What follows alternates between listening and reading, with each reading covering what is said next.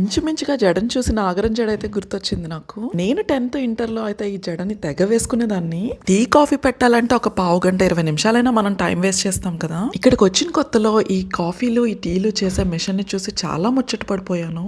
Just ఒక button press చేస్తే చాలు with in fraction of seconds లో మనకి ఏం కావాలన్నా అది రెడీ అయిపోతుంది.